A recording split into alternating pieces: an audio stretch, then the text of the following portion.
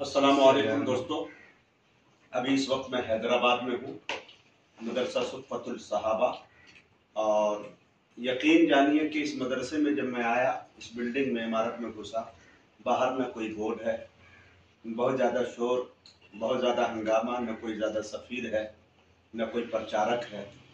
लेकिन तबीयत करा रही थी कि बस सफ़र के थकान की वजह से, और मैं कह रहा था बार बार कि हज़रत थोड़ा मुख्तसर करें, कभी चलेंगे।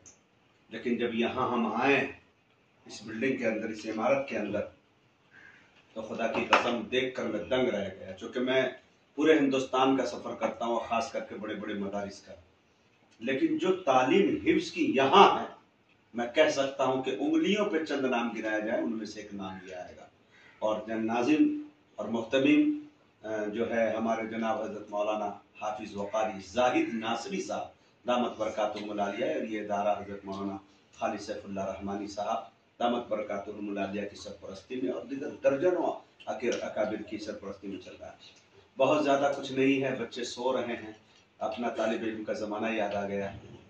मैं ये गुजारिश, बल्कि जनाब हज़रत कारी अफजलुल्लाह ज़फ़र साहब शारजा दुबई इमाम हैं, इन्होंने कहा कि मैं सर्टिफिकेट अगर किसी को दे सकता हूँ कुरान के मामले में, तो मैं इस इदारे को दे सकता हूँ, यहाँ के बच्चों को। अभी जुमरात है, बच्चे कैलूला कर रहे हैं। 100 बच्चे हॉस्टल में हैं माशाअल्लाह, 100 बच्चे हैं। और मौसम क्योंकि आजकल खराब चल रहा है, तकरीबन 15 से 20 बच्चे बीमार हैं और जुमरात की छुट्टी हो चुकी है।